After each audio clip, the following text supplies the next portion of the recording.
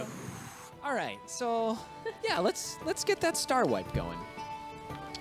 Hey everybody, welcome to Dimension Dorks, the first and only role-playing game podcast by Nerdbot. Welcome. I hope that you find yourselves well in these trying times. We seek to entertain you with jokes about poops, baby dicks and butts. But Dicks and butts. we're gonna not, well, dicks and butts.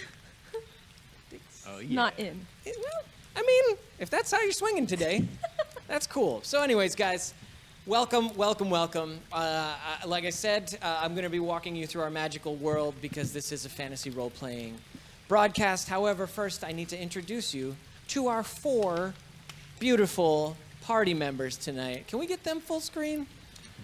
Let's start all the way over to the right. Mr. Jeromy DeChant, welcome. Hello. Hi. So, Jeromy, tell us about some of the other stuff you work on with Nerdbot and other factions. So my name is Jeromy DeChant. I'm on Twitch and Instagram, Twitter, Facebook as Jeromy TV. I am the social media manager, community manager, and event coordinator for Long Beach Comic Con and Long Beach Comic Expo. I am also a producer, and sometimes I host here at Nerdbot. I also do a little bit of voice acting on the side. That's me. That's what I do. That's my life. Legit. Sometimes I host. Did I? Nerdbot. Yeah. Yeah. Did I miss anything? No, I think you got it all. Okay. I think that's pretty good.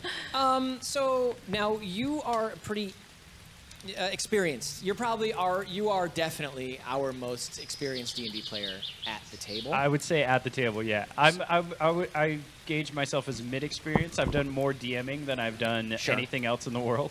What have you done? Now it's all homebrew stuff that you've done? Mostly homebrew. I like creating characters and worlds, so I got introduced to D&D when I was in college by, I was president of the video game club, and we brought in a guy to do D&D for us. So when he left, somebody had to take over, so I did. But it's all mostly homebrew. We did 3.5, which is what I'm more familiar with. I know we're doing 5 tonight. I hate 3.5. I hate you.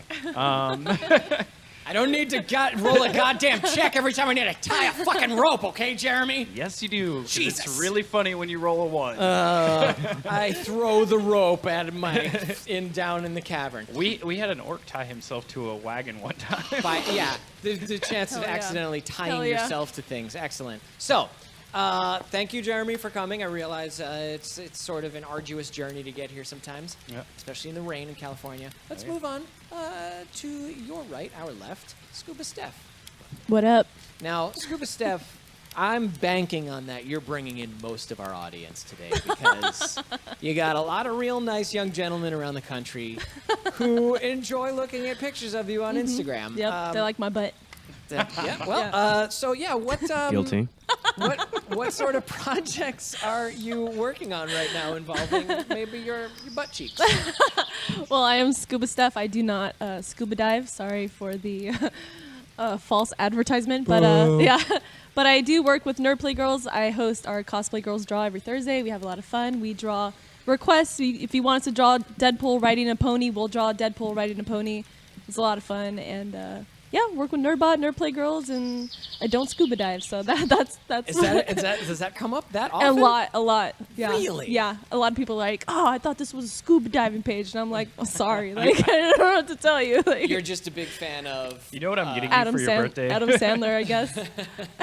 What are you getting me for my I'm birthday? gonna get you scuba diving lessons. Oh, but I'm so afraid of sharks. Like I don't know if I'd actually do it, but I don't know if that's I'm not. real concern. It's a real life fear. You'll be fine. Yeah, I think. And like jellyfish and You'll be fine. I think unless you take says the pirate, I'll be You'll be fine. fine. You'll be Like fine. I'm sure. barring a trip to Australia, I'm pretty sure sharks are not going to be a big deal, especially if you do it in like a pool or something. Yeah, we'll see. We'll see. Sharknado's a much more real. Sharknadoes. Everyone should be more afraid of Sharknado. We need to make a campaign where we're fighting a Sharknado. Speaking of Sharknado, we'll get to you, producer Rob. So excited to get on a goddamn mic. Regular Rob, non-producer Rob. That's me. Rob the knob, Rob the slobbed knob was how we were going to credit you Ladies. originally. But I decided that might not be the best thing to put on NerdBot's page. Well, that's why we're different. It'd work. Yeah. It'd work. Yeah. It would work. So yeah, where'd you get those duds of yours? Hi, I'm Rob. I got my duds off of my buddy Brandon. I've met Brandon. He's a good dude. Good Oh, dude. I love Brandon. Yeah, he's great, right? Yeah. Yeah. If you're watching, Brandon Hillick, right? Yes, yes. Oh, hey. That's me, Yeah. best mate. I love Brandon. Now you get a lot of mileage out of your costume. Tons. I'm also someone who gets a lot of mileage out of one costume.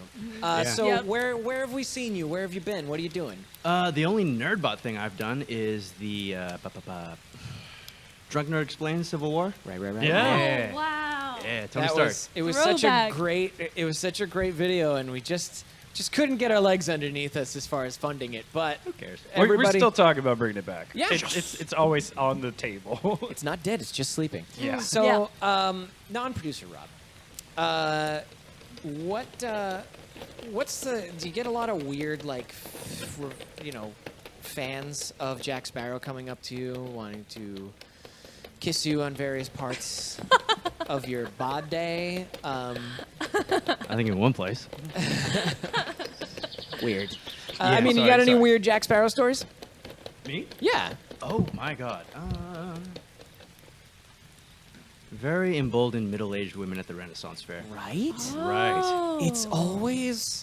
It's never. The 20-somethings are shy. The older Yeah. ladies, they're They bored don't with care. their marriage and They a don't bit care. bold. Yeah, they've been around the block a couple times. They know what's going on. Well, I feel you. For me, it's, the matronly, the grand matronly that seem to be into just trying to sneak a quick pat on the butt during pictures. I may have spent some time with you Yeah, and seen some of that firsthand. it's crazy. So, thank you for coming. I realize it was a long drive for you, and That's fine. I appreciate I have it. rum. I'll be fine. I love rum. All right, so lastly but not leastically, producer Rob, whose Hey, work is always seen here. His face is rarely seen. no, voice is hurting. Thank God. Yeah, I noticed the mic had been moved over to the producer's desk since when we arrived today. Real nice grabbing yourself a microphone. No one stopped me. Yeah. Next time, that's going to change.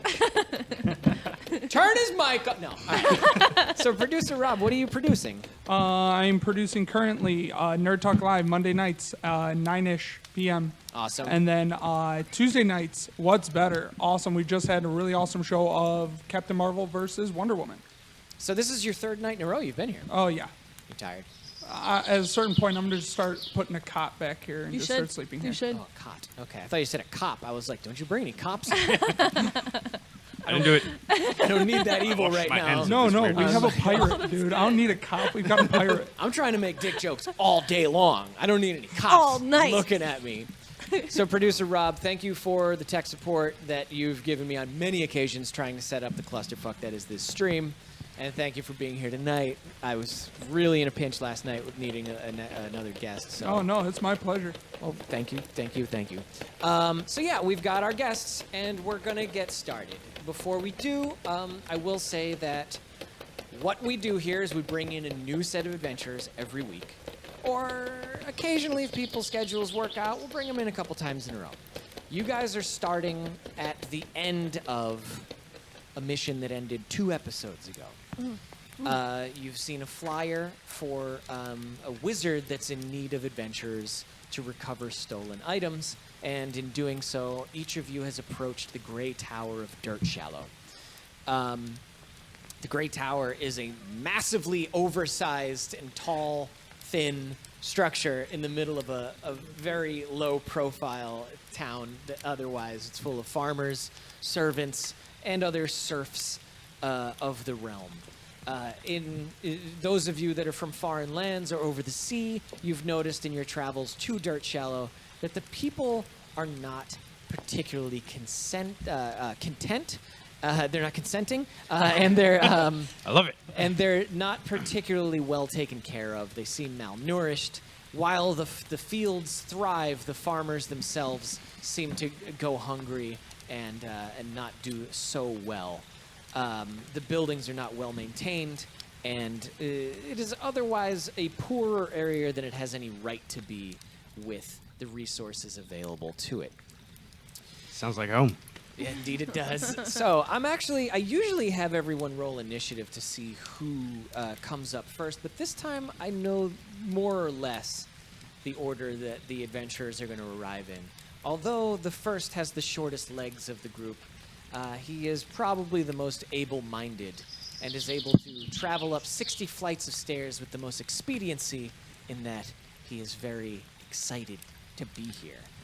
And so the tiny gnome scales 60 floors of stairs to reach the 60th floor of the Great Tower. When you emerge at the top, you see that there is a tall, older gentleman wearing robes, and he's surrounded by arcane artifacts, books, scrolls, and other pieces of parchment. There's also what seems to be a small child who is poking out her face from underneath a table that's covered with a tablecloth. She looks out cautiously, but then returns back under the table and giggles. The tall man turns to you and introduces himself. Oh, welcome, adventurer. I am Tichondrius, the wizard of the Grey Tower of Dirtshallow. Have you come in response to my summons? All right. So I notice everything like in the room and stuff, right? You do. You know Okay. your incredibly perceptive mind scans the room, and you are privy to knowledge, or at least privy to noticing things that you can put together like puzzle pieces to form a greater picture. Okay. So, all right. So I will announce myself. I'm going to. Never fear. Dr. Professor Cornelius Hughes is here and has come to answer your call and solve your mystery, good man. Doctor and the Professor, I appreciate a learned man. We've been scraping the bottom of the barrel for adventurers lately here in Dirtshallow, so certainly your intelligence will be appreciated. I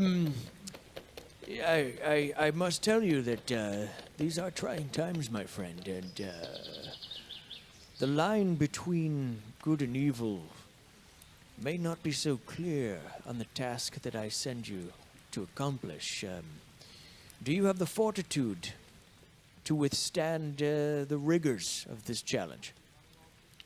I'm going to look at him slightly offended and be like, my good sir, do you know who you speak? I'm Dr. Professor Cornelius Hughes. Yes, Dr. Professor, yes. I am a great solver of mysteries and adventure. There is no mystery too great that I am not willing to call her mistress. I will take your adventure for the mystery alone. The child pokes her head out from underneath the table and the tablecloth, and she says, "I like him. He's a funny little guy." and she pops her head back under the table. With that being said, another adventurer emerges from the staircase, huffing and puffing from climbing 60 flights of stairs. It is an able-bodied, youngish man. Let's say he's approaching. He's well into his adulthood. Carries a massive crossbow. He's well-muscled, but stern of face, and slightly slumped of shoulder. As he walks into the chamber, Tichondrius says, Oh, welcome. You're a big one. I'm Tichondrius, the wizard of the Grey Tower.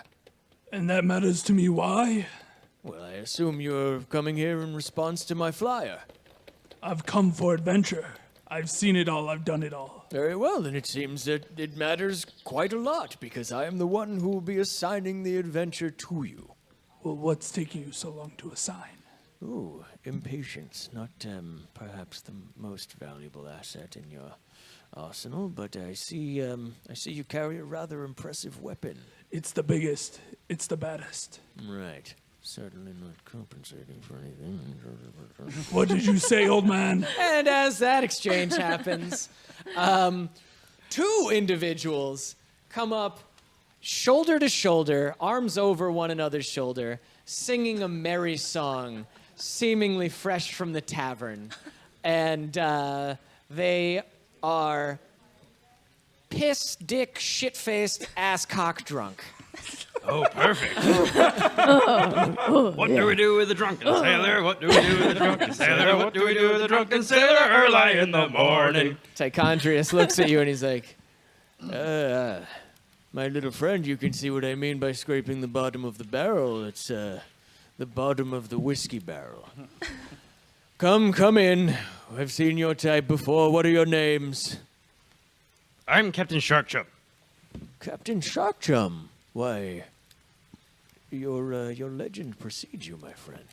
Thanks, mate. So you have heard of me, eh? Are you as tricksy as the legends say? I'd like to think so. Well, truly, it is an honor to make your acquaintance. I'm sorry I judged you so unfairly upon your entrance. Thank you kindly, mate. Where's the rum? Well, I can tell you this. You will be paid in advance, and so any rum that you need, perhaps you can acquire it along the way. But, Aye. My apprentice seems to get into things a little too easily, and so I tend not to keep any consumables in the house, if you know. Good man. Good pirate. Perfect. Yes, and you, my friend. What? Who are you? I'm sorry, I just don't know where I am right now, but my name is What are you looking at? Okay, don't look at me. What? Who? It seems like that might be. What are you looking at? That's my name. Indeed, it is. All right. Well, it's pseudonym or not, we can't pick our names. What are those wizard's gobs you're wearing, my friend? Are you? Are you a spellcaster? Oh, sorry. Yes. I just woke up. I drank myself to shit, and Indeed, you did. and I just woke up, and so I'm not sure where I am. I think I'm on the Dragons and Dungeons or something. But yes, I am a wizard, and I do the whiz things. And, I'm certainly hoping there's no dragons around here. And dungeons, Currently whizzing right now. while they are found from place to place, this is a tower, which is quite the opposite of a dungeon. But you are welcome, especially if you are as skilled as the stripes on your robe yes. might indicate. It seems that Yes. you come from a rather prestigious school, but you do seem soiled with your own vomit. However, okay. Well, now that there are four of you here, I suppose there's no more use in delaying. Tabby Knuckle, come out from under there. and the child crawls out from under the table and she says, Okay, gonna get you some tea or anything, or any of you toasty? Oh yes, I would love some tea. Oh, well, give me a couple minutes. and And Tabby, I'll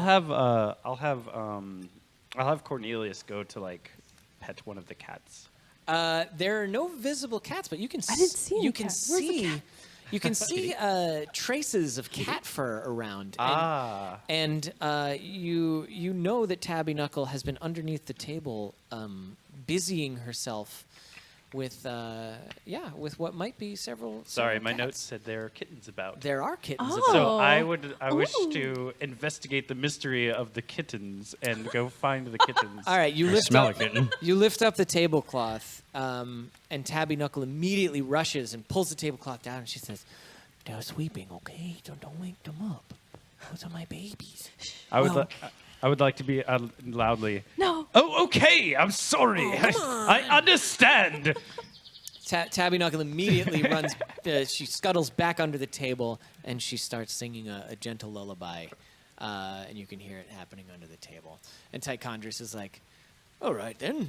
Well, I understand you're being rather cordial and trying to introduce yourself, but Tabby Knuckle is rather protective to a fault of our newest family members. Aside from that, let me get you onto your quest. You are familiar with Dirt Shallow, as you have passed through town to get here. You've noticed the state of things, have you? Aye. Well, Ah, yes. Quite a mystery it is. yes, quite a mystery indeed. You see, the prince who oversees Dirt Shallow, Prince Luscivious III, son of King Luscivious II, he is not well loved. And so he's having trouble finding help around his manor. And I, as protector of this realm, am charged with staffing his servanthood, livery, and so on and so forth. The town guard, the guard of the royal the royal heir, and so I need you adventurers to go to the Luscivious Manor and enlist yourself in the prince's services. Manor or manhood? Because I think I've heard a eunuch when I've... Yeah, you get it. The Manor. Yes, it is a very large house, very impressive. It took years and years to complete the construction on the manor. More than a few casualties being taken during the construction. So it's ready to be blown up. My friend, I am the guardian of Dirt Shallow. It is not my place to tell you to destroy that. I could take you. Indeed, it would be a rather impressive fight, I'm sure. But I would put you more in the Royal Guard if I could, for you see, they are understaffed. It's a morale problem, you understand. Aha, I see. Might I inquire? And I would like to loudly point and do this accusingly. What is your problem with the prince? Does it have something to do with your mother? My mother? My mother hasn't been I alive. noticed that every time you said the prince's name, there was a slight twitch. I am a guardian of this land, not necessarily the heir to its rulership. Do you understand me now? So you don't like him because you want to be king? I am charged with staffing the Luscivious Manor. I see. And you adventurers seem just the type to take the job. Do you understand? Yeah. Yes. No, not at all. Yes. But I do appreciate a good mystery. I would ask only one thing. When you get there, and you will be paid in full in advance, simply do the right thing. So blow up the manor. And Tichondrius turns to a hidden compartment that's between two of the bookshelves behind him. He opens it and he pulls out 4 small satchels that clink merrily with the sound of coin. He passes one to each of you and he says, "This is your enrollment fee. Consider it a sign-on bonus. You'll find 150 gold pieces per adventurer inside these bags." Sounds right. Well, there you go. It's as much rum as you can drink, my friend, at least for the night. Thank you. He looks at Wada and he says, "Maybe not you, but it'll get you started." And so keep in mind, as soon as you take this payment, you're on the job. Yeah. He looks at each one of you and he kind of does the "I'm going to toss this to you right now" thing. He looks at Jude and he says, "Here you go, my friend." Thank you. Tosses it at you. You gonna snap it out of the air? Okay, cool. You got it. Excellent. Little one, here you are. And he tosses the bag to you. I'll catch it. My good sir, I was on the job as soon as I arrived in town, but thank you for the payment. Well, thank you for your service. Captain, Aye. I'm sure this isn't the greatest booty you've ever seen, but there you are. Thank you. I shall not waste this all in one place. You are very welcome. Except that I might. And Wada, my friend, and he actually walks up to Wada and he holds it right in front of your hand. I need you to make a dexterity check. Roll the die twice and give me the smaller of the values. Yep, that one. Okay, roll it one more time. 5. 5. Okay, you drop the coins. Damn it! You fumble them. They hit the ground and they scatter onto the ground. You can drop to your knees and try to pick them up, or you can leave them there and not worry about the money at all. I drop to my knees and I'm just like, oh, precious money for the next bar we attend. All right. Ah, So you're scraping the coins up and gathering them into the pouch. With that, Tichondrius dismisses you, and Tabby Knuckle looks at you, Cornelius, with an unappreciative glance, as if to say, like, I had them down, my babies. Come on. I would as are we leaving now or? If you So- unless you guys have any other questions or anything. So as we go to exit, I would be like, "Good day to you, sir and madam, and young kittens." Don't like that guy very much. Oh, boy. So you guys continue your descent down the stairs. It's much less arduous than your trip up, and you emerge down into the shops of the shops and taverns and homestead of Dirt Shallow. If you do want to spend any of your coin, name the goods you want to buy, and whatever. I can have it either put into your inventory or start to craft it for you, but more or less you've been given directions to travel north to the Luscivious Manor, just straight up the road. Do I need 2 lodestones for this one mending? Nah, you're not. Don't worry, but you've got all the spell components you need. Okay. So, Might I buy 2 ammunition? your crossbows, you have 20 bolts. Bolts, right. You have 20 I knew bolts that. for your extremely complicated and weird looking crossbow. Right. You guys. Can I buy a smoke bomb? Can you buy a smoke bomb? I would like a smoke bomb. There is a magic shop, but it's not very well. It's not very well equipped. But the magic shop can order a smoke bomb for you if you're going to be one of the prince's new servants. Then you will be a local citizen, and you can come back and pick up your smoke bombs in approximately 1 month. All right. All right, you leave. I would like to not do that. Okay. All right, so you're leaving without getting your smoke bomb, and you continue up the road to the Luscivious Manor. Once you get there, you see enormous metal doors on the front of what seems to be a plantation-style home. 2 stories high, but 2 very high-ceiling stories. The doors in front of you are 12 feet tall, and they open on either side.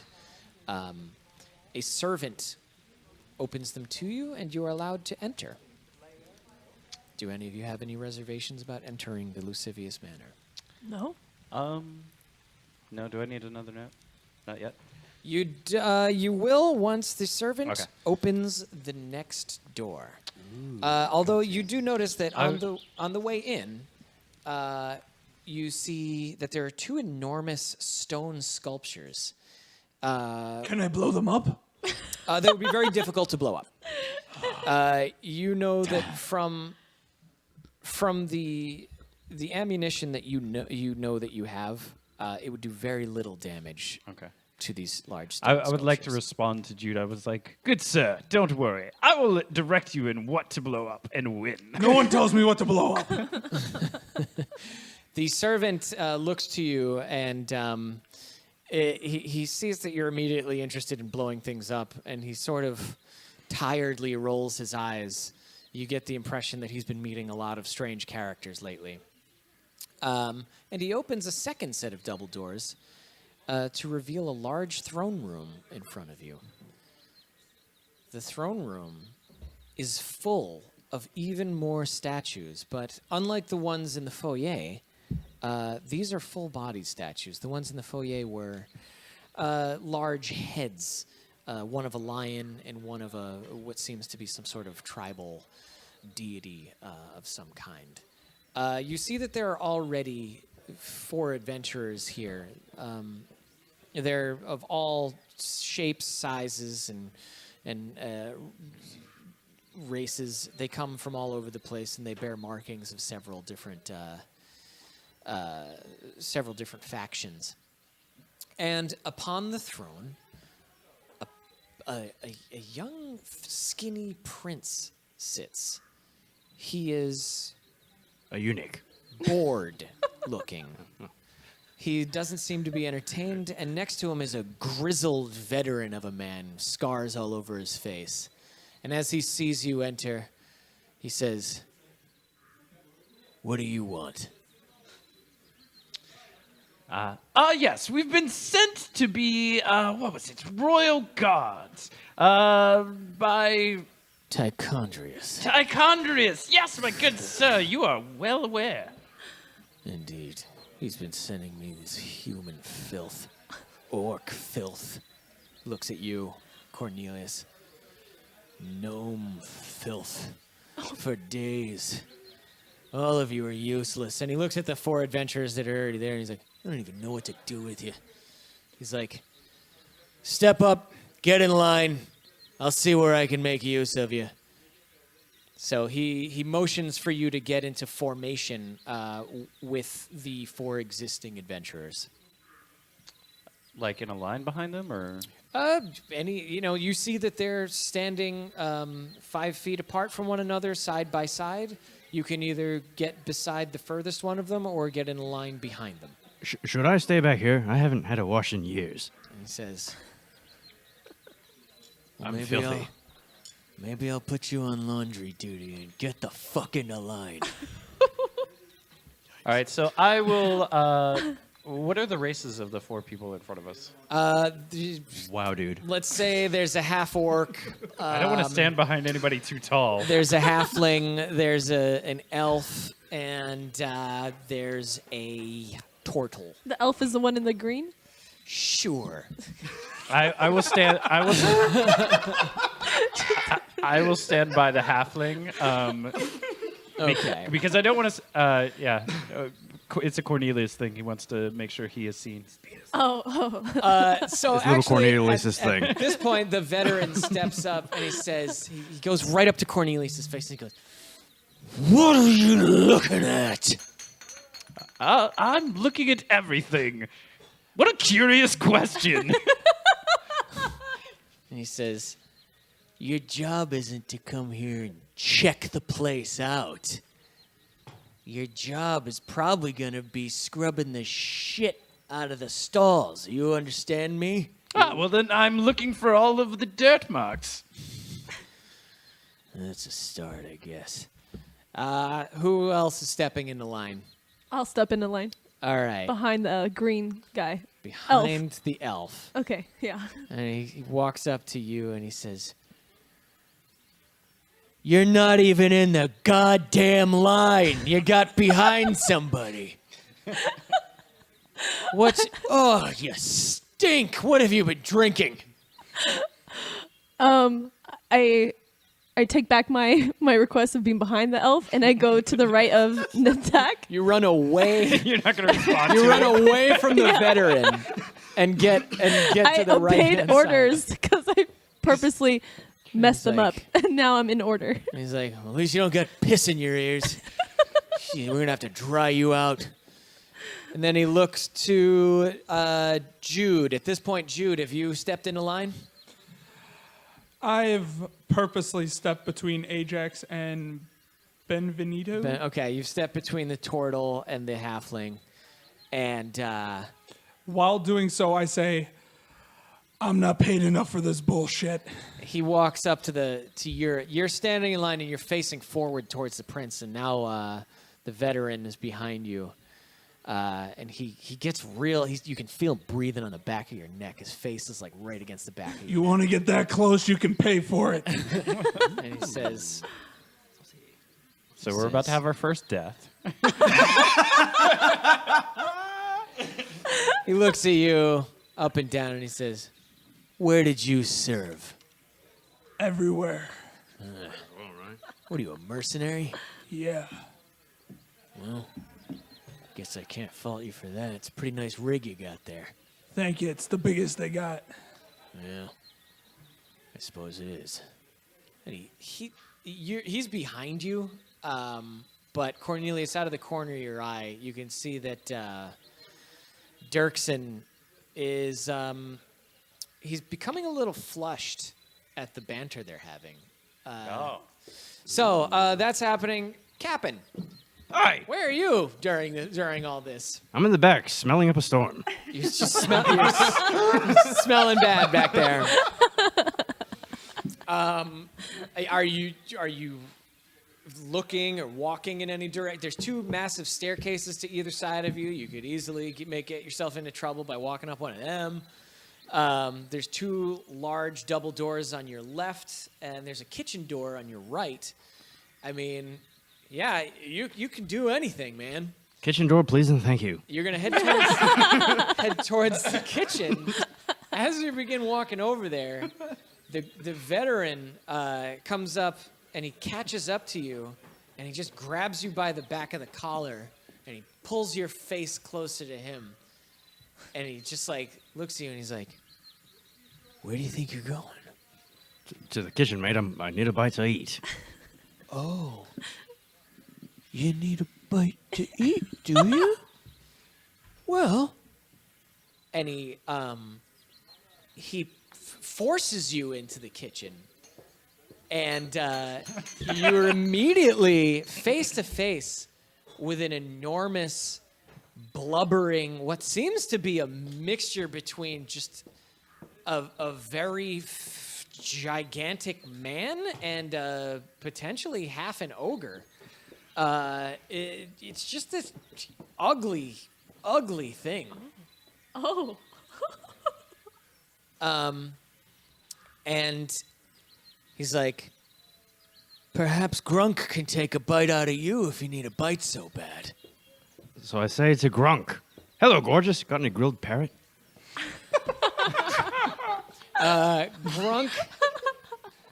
Grunk just screams this terrible drooling scream in your face, and slobber strings of like viscous slime spatter over your face, neck, beard, and dreadlocks, making you smell even worse than you did before. Roll a Constitution check. That's the D20. D20 plus whatever your Constitution modifier is. 16 plus my 1, so 17. All right, you managed not to be frightened, but pretty grossed out by this guy. With that, the ogre man licks your face and makes a satisfied growling noise. Dirksen pulls your collar from the back again and puts his face close to you, and he says, "Still hungry?" No thanks. I've had enough of beastie. I will just hide behind it and nidak. That's what I fucking thought. And he pulls you back out into the main room. And he puts you in line with everybody else. So then he steps up onto the prince's dais there, and he says, "All right, if you were sent by Tichondrius, you're what we got to work with. Allow me to introduce the prince that you should already know and have bowed to, you idiots." And the four other adventurers look around and immediately take a knee before the prince. I will do a light, like almost easternly bow, but I won't take a knee. I will just bow. Do I need to roll to take a knee? You do not need to roll, but you can choose not to. How about you, Jude? What are you doing? I look at him up and down, and I just say, Well, all right, balls. Good for you. So Dirksen looks at you and he says, We'll teach you respect. We're going to break you before we make you. And it's going to be my pleasure, son. Many have tried, all have failed. and with that he says, But like I said, this is the prince's time to introduce himself. Luscivious III, your prince and ruler. Luscivious lifts his hand and says, Yo, what's up?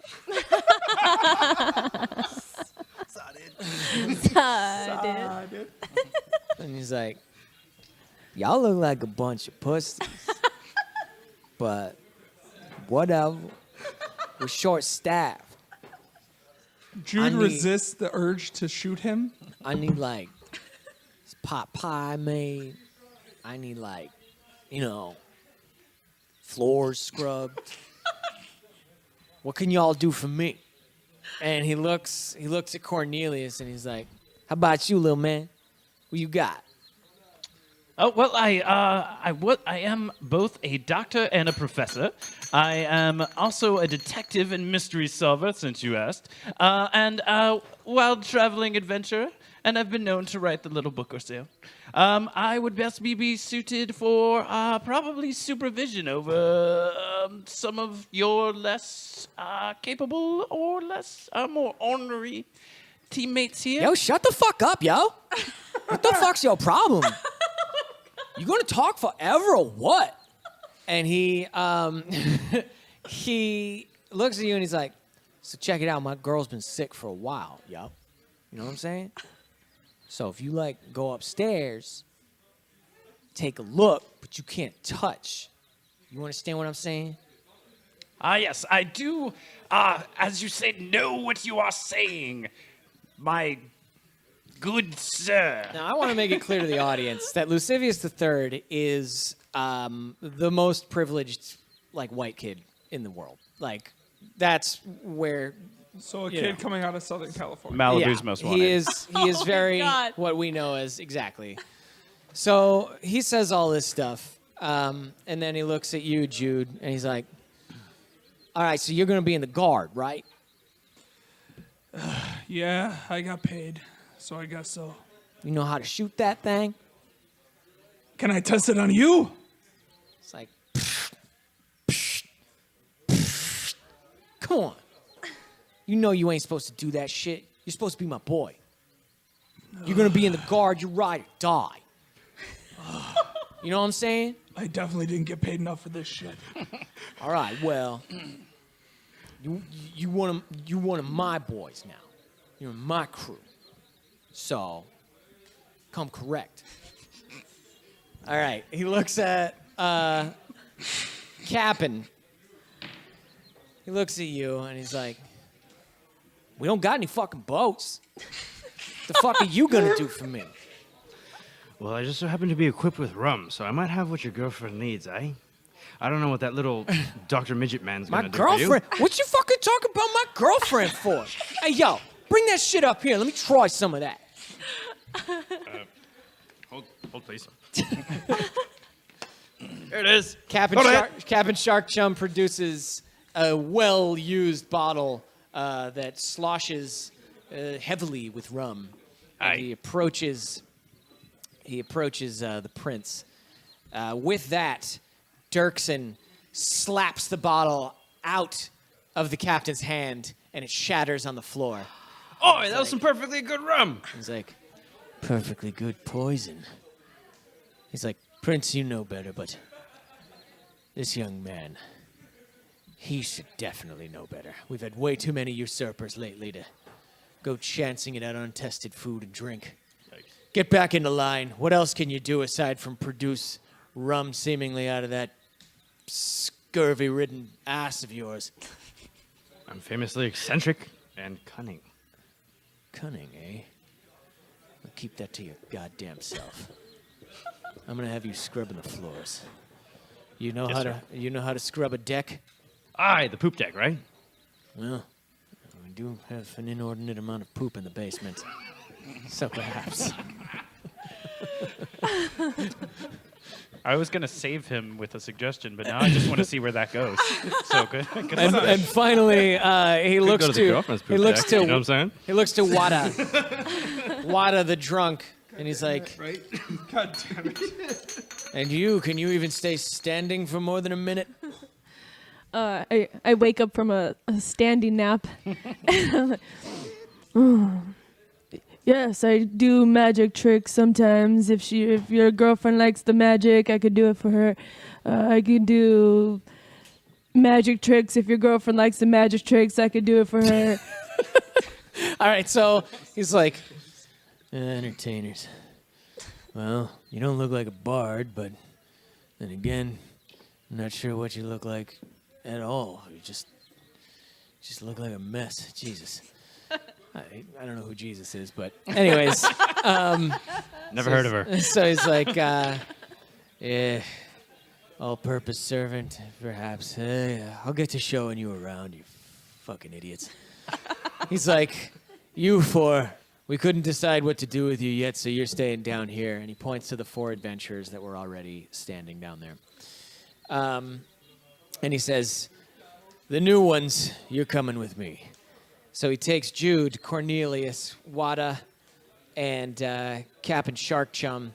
He's like, we're going upstairs. I'll show you the princess, doctor, professor, whatever you are. Dr. Professor. Right. We'll, Please say both. I did not go to Dr. Professor school Please for 14 shut up. years. I'll say Okay. nothing for you. All right, so he's taking you upstairs. And he's like, you know how to use stairs, don't you, doctor? They teach you that in medical professor school or whatever you went to. Well, yes. In fact, I was actually a combat medic. Well, toddle your little ass up there. So, yeah, you guys head up the stairs, and Dirksen is following close behind you. As you do, you notice that underneath the staircase that you're walking in, as well as you get some elevation, directly behind Luscivious, there are men in robes. They have not said a word since you've entered. However, they're muttering to themselves silently. Each one of them clutches a pendant that is decorated with several jewels. How many men? Gems. There are 3 men, one at the northern end of the room, 2 at each corner of the southern end of the room, underneath the staircases. As I said, they're wearing pendants that are covered in gems. They have large, chunky gems on them. Multiple gems per pendant, right? Multiple per, correct. Okay. Split evenly amongst them. And you're also able to admire the several large statues. All of them are rather gaudy. Luscivious III has terrible taste, and it's the equivalent of like really bad tribal designs on the outside of like a Mazda Miata or something like that, like a Honda Civic. Dungeons and like- Dragons Tokyo Drift. Yeah, like basically all of his stuff has like way too many skulls and daggers on it, and it's like not intimidating. It just seems like weirdly childish. Why do I feel like this guy's favorite comedian is Chris D'Ella? It is possible. Yeah. So, I mean, shots fired at Chris D'Elia, who could easily destroy this broadcast, and we beg your mercy, Lord, Quite possibly, yes. if anyone ever hears this. Any press is good press. Yeah, I don't think so. Please, please, please, Chris D'Elia, be mad at my guests and not at me. Be mad at that guy. So, so you're brought upstairs, and you're in a T-shaped corridor. I have to switch the map. I have to do that. Producer K, you can also do that. I think from one of your things by changing the player banner. Inside of Roll20 they're not sponsoring us. All right, so you're in a Not yet. You see a Oh, long you could. You see a long hallway stretching out in front of you, and to either side of you, more stairs that descend to the 2 staircases that go to the first floor. There's a door on your left, guarded by 2 ironclad knights. There's a door further. There's a door on your right that's unguarded, and there's a door further down to your right that's only guarded by 1 knight. The door further down on your left is open, and you can hear several men having a good old time in there. So, you're here. Dirksen walks in front of you, and he says, you, gnome, come here. And he looks at the 2 knights. They are what are the palace guards outside of the beefeater guys with the big hats who aren't allowed to make facial expressions. You know, those guys. Yeah. British British guy. British guys. Yeah, we get it. Yeah. Royal Guard. They are Royal Guard, and they do not make direct eye contact with Dirksen, but they also do not seem to cower before him. He looks at them and he says, we got a doctor. He's going to take a look at the princess. Dr. Professor. Just let him in. Fucking guy. The two guards in perfect uniform step open the door, and let Cornelius inside the room. I would like to kindly thank the guards. Thank you. They nod very, very faintly, almost imperceptibly, and they follow you into the room. They stay within 5 feet of you, and they never, ever leave arm's reach of you. They close the door behind you, leaving the rest of the party out in the hallway. Cornelius, you are alone. You see ahead of you, there is a princess and her handmaiden, her servant. The princess is sitting upright on a bed, and the handmaiden is holding her hand, soothing her. The princess looks miserable. There's a bucket beside her bed that is full of vomit. So the guards stay silently behind you, and the princess looks to you and she says, "Well met. Who has Tichondrius sent you?"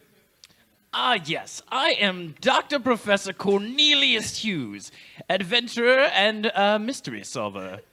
A sleuth, if you will.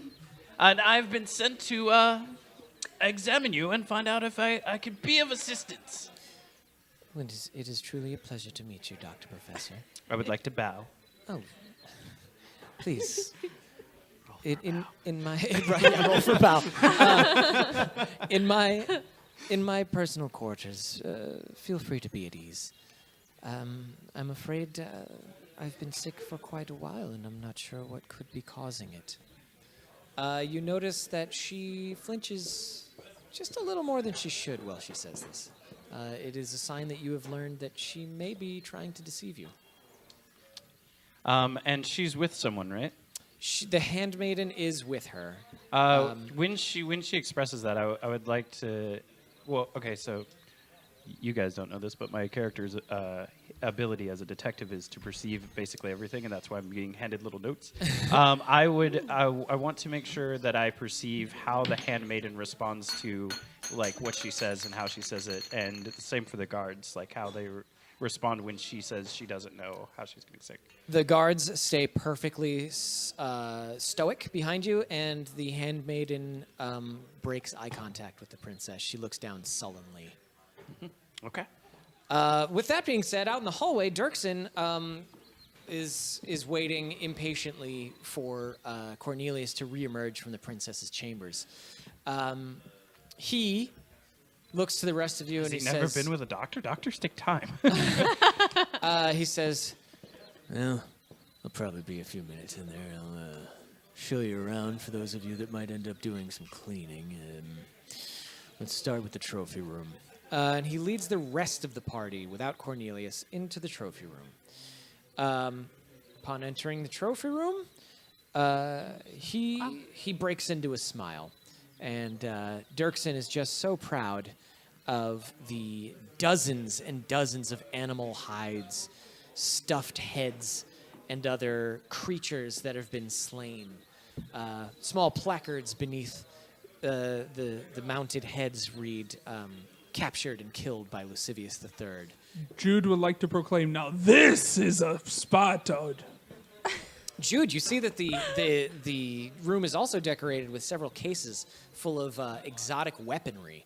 None of them are as impressive as your massive crossbow. Most of them are melee weapons, spears, other handheld weapons that don't really do. Puny weapons. Indeed, they are. Aye, but Luscivious knows what's up. So yeah, and he's like, "Now, take care." And he looks at you, Wada, and he says, "If you damage any of these trophies when you're cleaning them, I'm coming for you myself." All right? I respond with, where am I?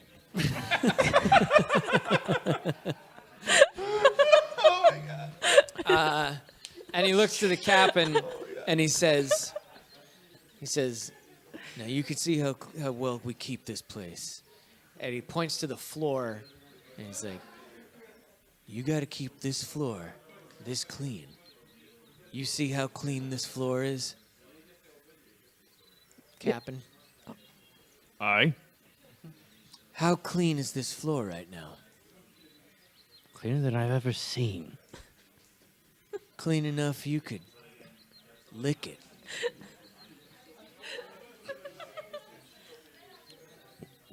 Want me to lick it? He's like, now that you mention it, yeah, I think you should. Do I roll to lick? Do I roll a 1 and miss and lick No, you? you just make you make a choice. There is no roll for integrity. I won't lick the floor. I'll keep it clean. And he's like, all right, I'm going to have to break you too. You'll get yours once we're down in the basement. So he's like, all right, get one last gander, big boy. And he kind of taps you on the shoulder, Jude. And he's like, you're not going to see much of this place. You're going to be one of our enforcers, I think. Do I get to blow things up? Sure. So he takes you back out into the hallway and he starts leading you up the hall. With that being said, Cornelius, you continue your conversation with the princess. When you go to physically examine her, she recoils from you and says, "Don't touch me. If you touch me, the prince will find out. I don't know how he does, but he always finds out. And it's not Facebook stalker. it's not that I doubt your ability as a doctor, but if the prince knows that you've laid a hand on me, he'll do terrible things to you."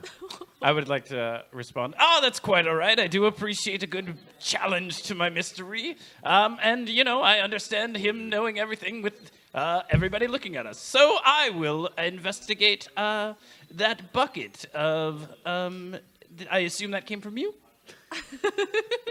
Well, I don't mean to be untoward. I suppose it did, yes. All right, as a doctor, I'm just going to take a quick look glance.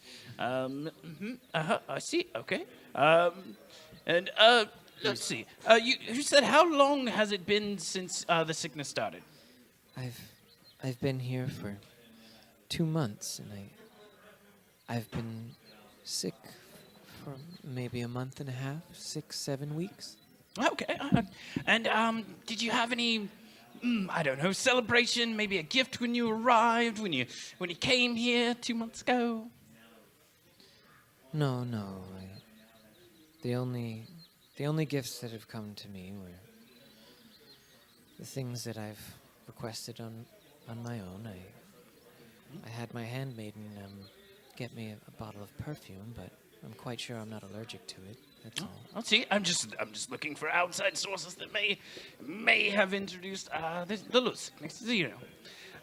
Let's see. All right. And when you arrived, did you bring that dresser with you? No. Oh, okay. Just curious. No, I didn't bring any furniture. Oh, okay. So you traveled light. Good gal. Indeed. Okay. Well, I can't touch you. And She looks to the guards and she makes a very specific hand motion. The guards nod at her and they walk away. They walk towards the door and they stand facing away from you near the door that you took to get into this room. Right. And she leans in close to you, Cornelius. Yep. And she says, "You can take the bottle if you want it. Please, take the bottle. It will do worse on him than it's done on me. I'd rather die than be here another day." I see. Do I know which bottle she's talking about? In the northern side of the room. Because according to my notes, there's a couple different bottles. Yeah, there's a green bottle. I don't know if you can see me pinging it. Let me see here. Yeah, producer K, can you ping the green okay, bottle? yeah. There you go. So yeah, there's a small perfume bottle. And she's whispered to you that this may be the cause of her sickness, but it may also not be perfume. Okay, so this is the perfume bottle. It is the perfume bottle. Got it. So I do want to keep an eye on how the handmaiden responds to all of this. The handmaiden continues to look down at the sheets with of mournful, sad gaze. Okay. Yeah, I do. I obviously am very curious. I do want to go and I will take a look at the desk. Because and I assume the guards don't mind because I'm looking for The things that guards could are be- looking away from you purposefully. They stand near the door yeah. and have their faces against the wall. Perfect. Yeah, I would like to. I know through my natural perception that the stopper on the perfume bottle is unusual. This is not a the stopper on the perfume bottle is too absorbent. It's like a cork when it should just be a screw-on cap or something that wouldn't absorb all the perfume. Got it. Ooh, I don't know if I want to open it and smell it. Yes, I do want to open it and smell it because I like in my head I'm like that's a terrible idea, but it's a Cornelius idea. So yes, I would like to open and smell the bottle. In a very scientific way, you open the bottle and you gently waft the smell towards your nose, and this is no perfume. This is no perfume that you've ever smelled. Is it something that I would have smelled or would I have knowledge of? Roll me history. Yeah, roll Arcana, let's say, on it. Arcana? If you all want right. to check to see if it's magical, you can roll Arcana, and if you want to see, I believe I'm checking for more practical at this point. Okay. So roll history then. all right, so I will roll history. I got a 10 plus 2, so 12. 12. Yeah, you notice hints of what seem to be a well-known toxin. Okay. I would like to quickly cork the bottle. It's you know it as something that's available in any garden should a person want to plant it. It could be used as a medicine in very, very specific cases, but the symptoms of the princess are not what you as a doctor would know that particular toxin would cure. Back out to the hallway. Dirksen is leading everyone around you. As you pass by the door on the left, you see through the open door that there is a game room full of men who are playing cards. They're all well dressed, and they are paying you no attention whatsoever. They bear the different colors of the surrounding kingdoms, but he doesn't lead you through that door. He shows you into the room on the right, which is a rather sparsely accommodated room. There is a guard standing outside, but he doesn't open the door for Dirksen. Dirksen goes in on his own, and he leads you in, and he's like, "No, this is my..." And he looks to Jude, and he says, "This is my inner chamber. If you ever need to find me." I won't. All right. Dirksen looks maybe a little hurt over that.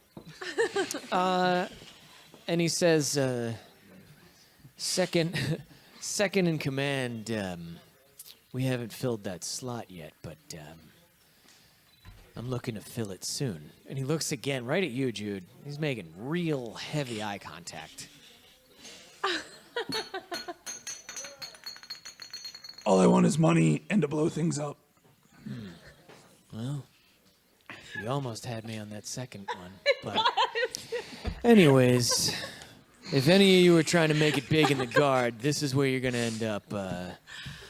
But from the looks of most of you, and he looks at the other two of you, and he's like, that's not really going to be a possibility.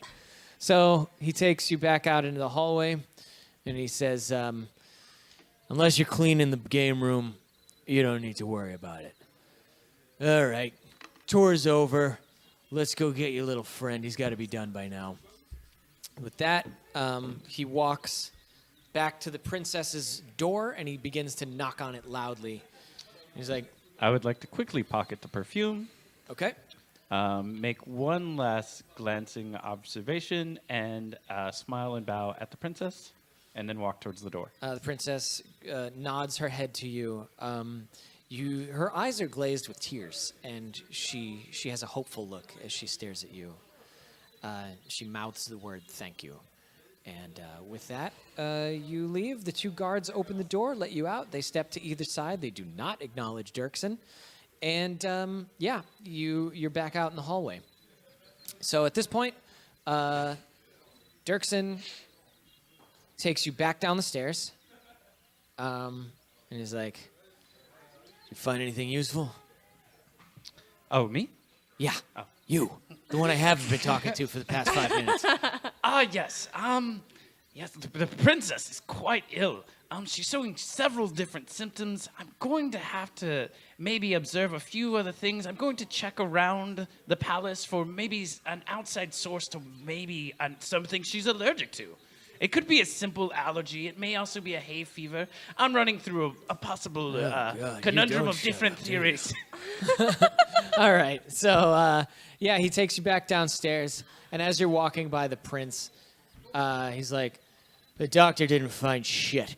And he walks you through the room, and you head towards that kitchen door that you saw the captain go through earlier in the day. He brings you into the kitchen, and there are people scurrying around. They're making every dish that you can imagine. They're making meat, cheese, cake. They're making... Captain, do you need some more rum? Is that what's happening? No, the audience needs to know things. Oh, the audience needs more rum.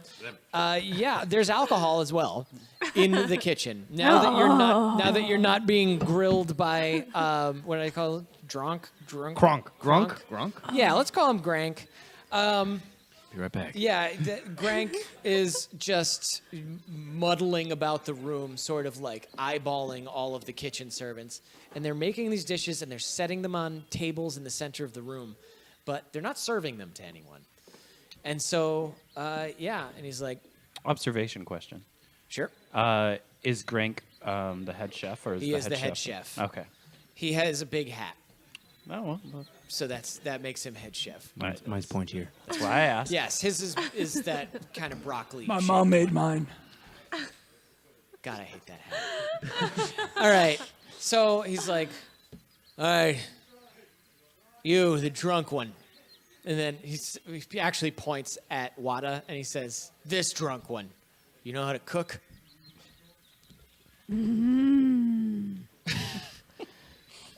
Yes. And he says, "All right, well, get over there with the rest of them. What do you know how to make? You baker? You a butcher? What?" Are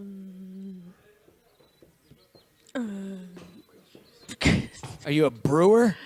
Yeah, I could make some wine, some beers, some bread. I could make bread. Oh, bread. All right. I could make bread. Get over there. And he points to the south end of the room for you to start kneading bread. Cool. Cool. All right. So you're sent away from the rest of the group. And there's several servants. They're all gaunt and sort of like, they look clean in that they're wearing clothes that are white, but you can see that actually they're pretty haggard. Like their clothes are actually tattered. A lot of the whiteness of their clothes is actually paint. Like they've painted themselves white rather than washing. So, you're there and you got a big bowl of dough ahead of you. What are you going to do? Knead the dough. All right, you're kneading some dough. That being said, Dirksen's like, none of the rest of you look like you're going to be any good in the kitchen. Let's head to the basement. So he takes you to a little room at the back. You enter the room, and there's a small staircase that leads. One goes up, and one goes down.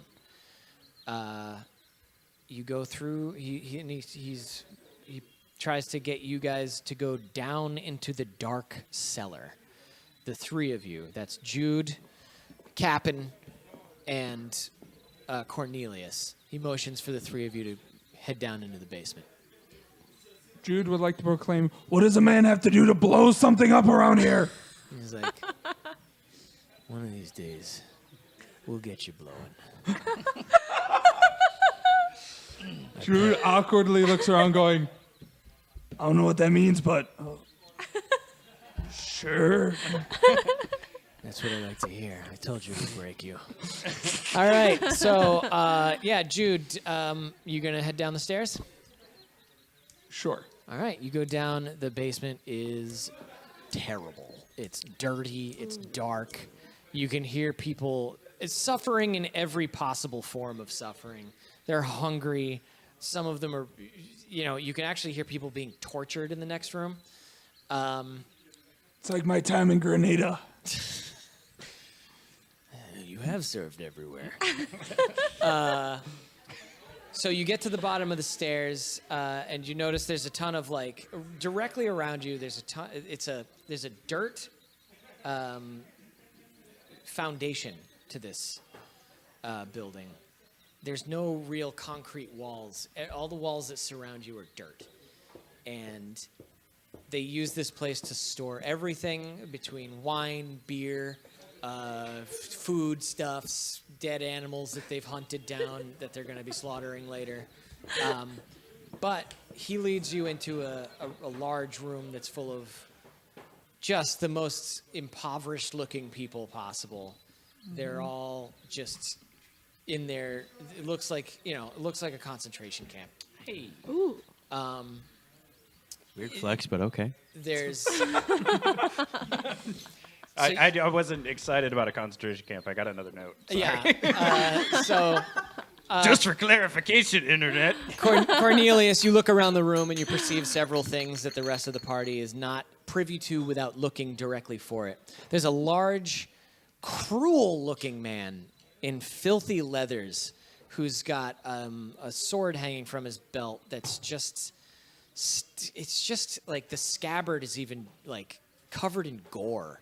Like he hasn't even bothered to clean his weapon after killing whoever he killed last. And he's sort of pushing these lesser people around.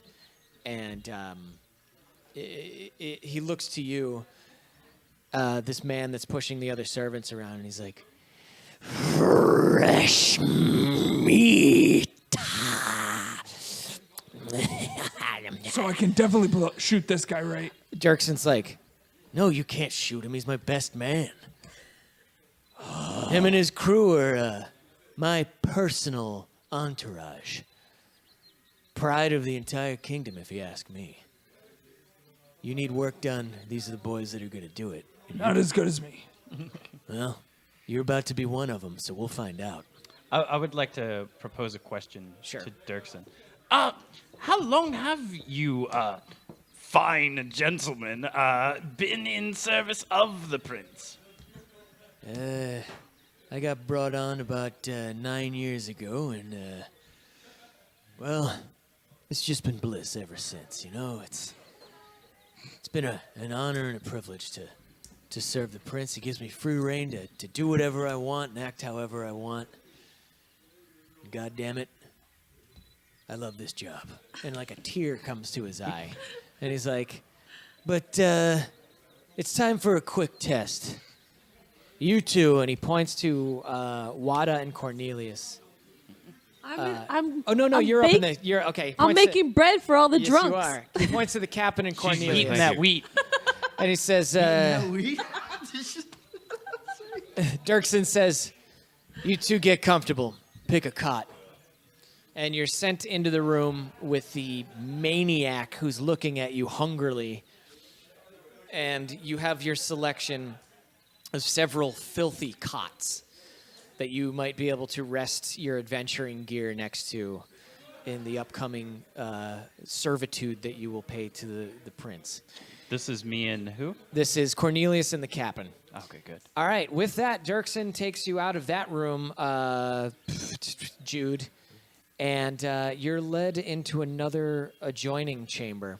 As you pass by, you see there's a sort of latticework cage, and inside is every form of weapon that you've ever seen. Nothing special. Swords, shields, lances, maces, flails, all of it. It's all in that room. And it's dim light, so you can't make out every single thing, but there are crossbows. Nothing as good as what you carry, but there's some gear in there. The door that he leads you to is guarded by one of the royal guard that you saw upstairs, one of the heavily armored guards. That guard stares straight ahead, and as Dirksen approaches, he unlocks the door to an even larger chamber. The smell of death permeates the room. Jude, as you pass by, you notice that there's a dagger that's been laid upon one of the crates near the entrance of the room. It's got a black blade, but it shines greenish in the light of the torches. Dirksen walks you through this room. Blood coats the floor under several large wooden torture devices. Men are suffering. Oh my God. Let me... Sounds like your standard Florida nightclub. Yeah, it's not great. It's like he's trying to psych you out, Schwitz. And he brings you to the form of an old man who is just barely managing to breathe on the floor. It's like watching a rodent sleeping. Only his rib cage is moving from the shallow breaths that he takes.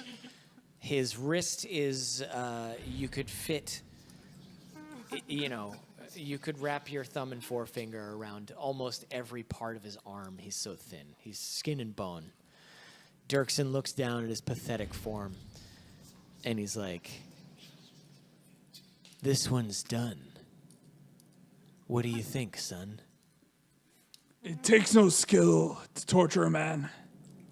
Only to kill is where the honor lies. No skill. And he reaches down and he cups your balls in his hand. And he goes, "Takes balls." So I have a club on the end of this. You could smash Dirksen in the face with your crossbow. I am going to. There are 3 maniacs like the one in the other room also in this room. Okay, are they lined up? Are they lined up together They are in the not same in a region? perfectly straight line. Don't do No, it. How about they're in not. a general area? Are they at least within like a general area of within each other? They're spread out throughout the room. You can see the red lines in the room. Yeah. Damn. Okay.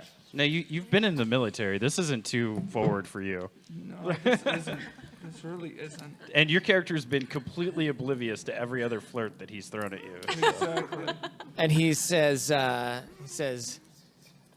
don't need to know that you know how to use that thing." And he looks you up and down. He says, "I just need to know that you're willing to."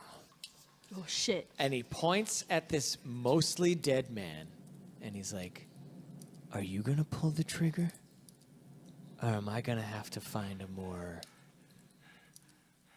uncomfortable way to resolve this?"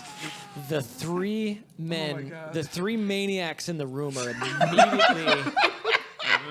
are immediately No. interested in what's happening here. They look up and they lick their lips and they hold several sharp, bloodied implements to their hands, and they're waiting for your response to see what you Okay. say to Dirksen. They've seen this before. Okay, so I've got 2 attacks, right? You do have 2 attacks. Okay.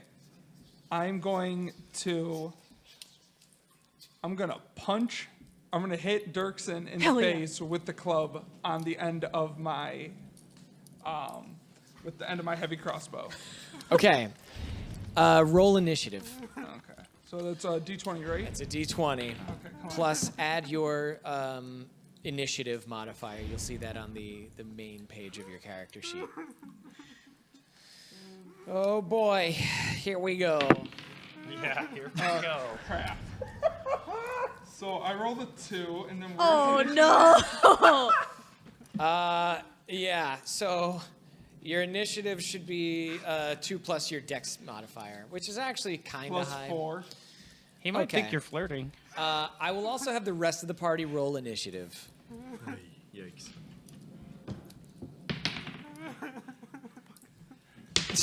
That sounds good. Damn I it, also Captain. rolled a 2. Jesus. 3. It's 3 plus 3 plus nothing. Yeah, 3. Mine's 5 plus 2, so I'm a 7 total.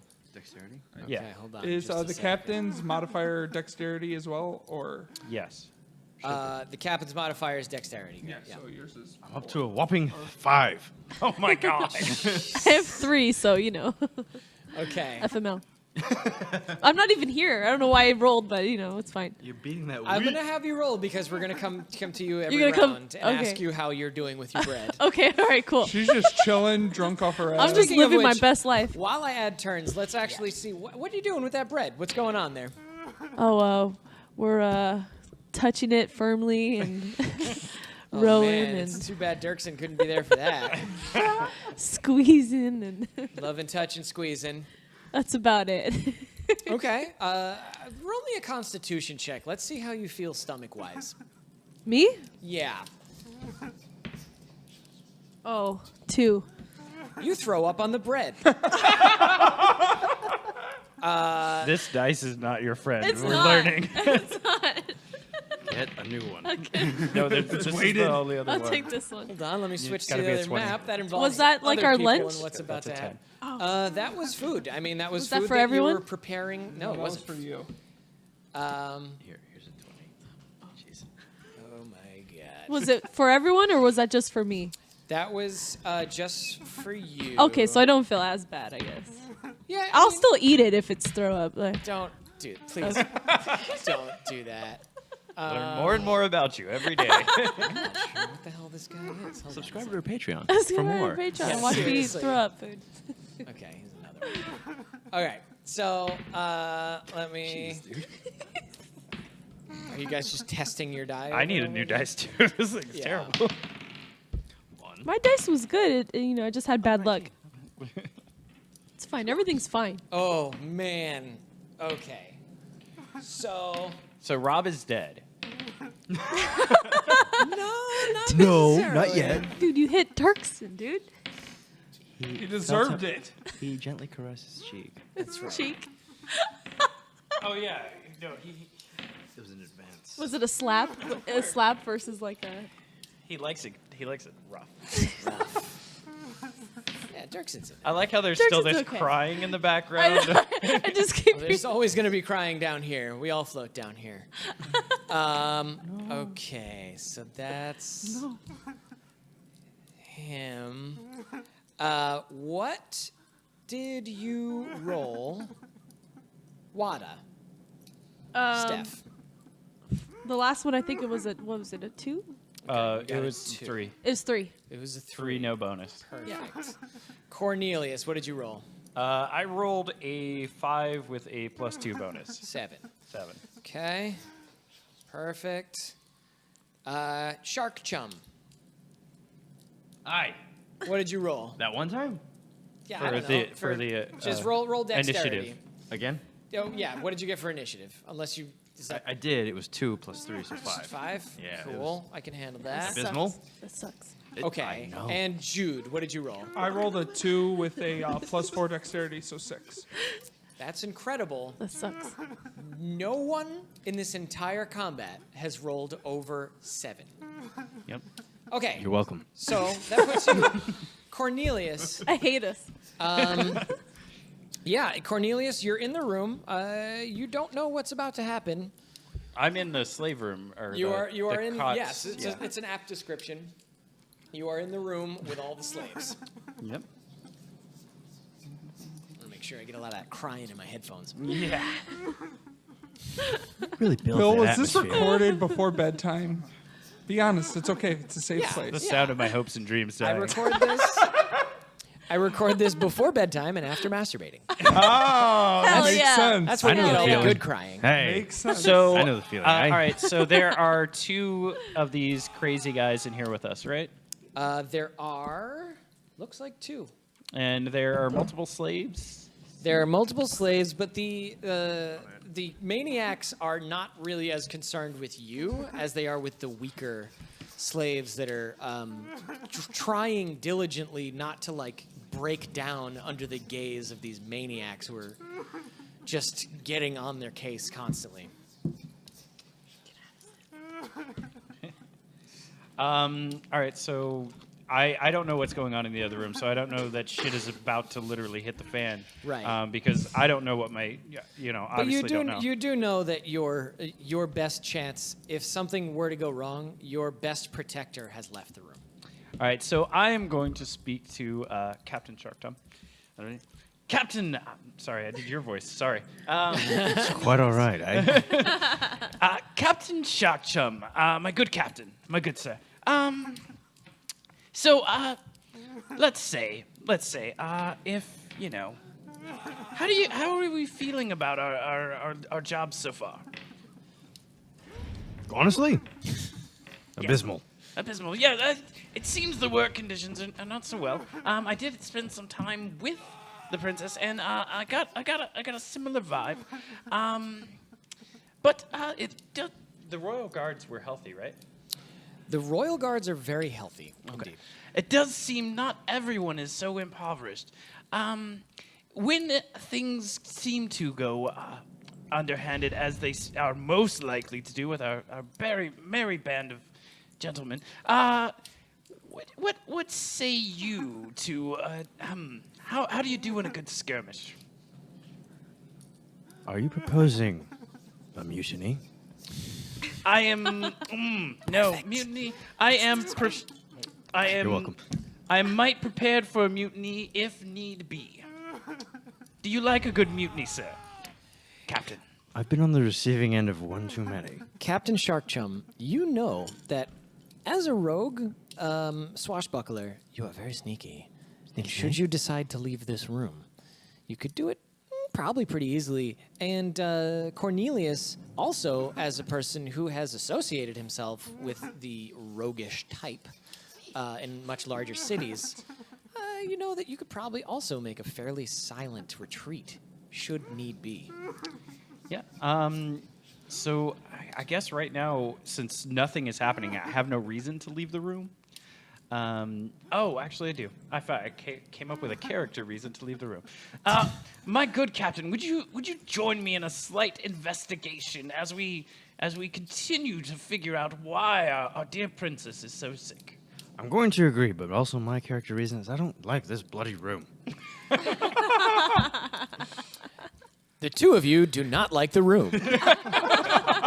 Turns out, being in a room full of slaves that are starving to death is a bad experience for two adventurous adventurers. All right, so Cornelius... 1 star out of 5. My goal here is for us to find out where what's his name? Jude. Hey, Jude. Describe the manner in which you move out of the room. I would like to move stealthily. All right, roll stealth and get the hell out of there. I too roll a sneak. Perfect. 7. 7 plus your stealth modifier. It should be... Stealth. 3 so far. I have 11 total. 11. Yeah. This dice is really bad. I would like to get a new dice. Oh my god. All right, so we've got rigged dice. We've got a 10 and an 11. Yes. Stealth. All right, you Stealth stealthily. goes up to 11. The two of you, as if in some sort of Laurel and Hardy skit, begin to just conspicuously toe heel out of the room. Really going for it. Just arching one leg to the toe, arching the next leg to the toe. Captain Sharkchum, you may actually be humming to yourself as you do that. Your stealth is not that good. So you both managed to get out of the room. Nobody cares.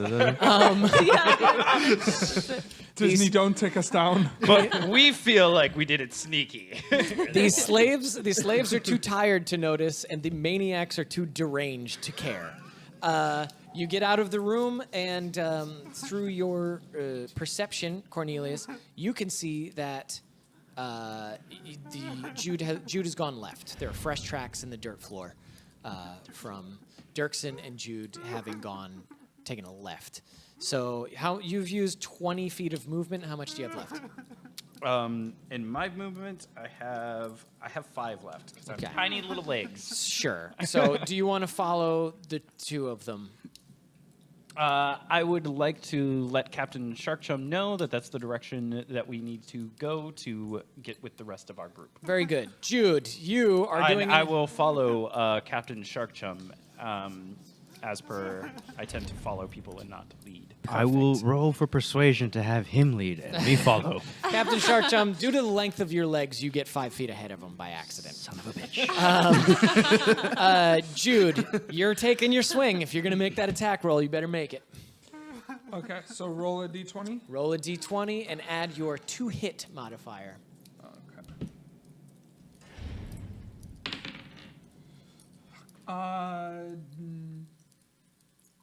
Think it's a 6. No, what's the? Is that a 1? 6, yeah. Okay, yeah, 6. It's a 6. Okay, Okay. so 6, and then All right, you miss hard. crap. You swing that thing at him, and he smiles as he just like. Well, don't I have a dips. second attack? You can do a second attack. Now, with your proficiency, you can choose instead of swinging that big club at him, you can just aim it at him and shoot him from 5 feet I away. would like to do Why would you suggest that? I would like to do that. Shoot him right in the face. Cool. All right, roll it. Roll it. Add your 2-hit modifier. 14. 14 plus. Would that be strength or It's going to be 2-hit on your On your Oh. weapon. big crossbow. 2 hit? Oh, plus 10. Okay, yeah. So Jesus you roll a Christ. 24. That's a big hit. Jesus Roll Christ. damage. That's a D10 plus whatever. Okay, so D10. Which one is the D10? D10 looks like hex. It's got like Oh, this one? 5. Yeah, that's a that's a D12. This one Okay. is a D10. Okay. That's a 10. Oh. Bloody hell. Okay, and I get 10. Wow. All right, so 10 plus. Check your sheet. Damage 10. D10 plus. Oh, 5. 15 damage. Jesus Christ. So I'm guessing he's dead. He is definitely not dead. Oh, Yeah. So when you It's go, still a ton of damage. when you swing to hit him, he ducks out of the way because you're trying to hit him with the actual bow part of the crossbow. What he doesn't realize is that you always keep your bow loaded. And so he thinks you've missed him with a melee strike. However, what you've done instead is managed to point it right at his right shoulder, and you just pound one of those heavy bolts right through the meat of his shoulder. yeah. And he's like, "Ah, you son of a bitch!"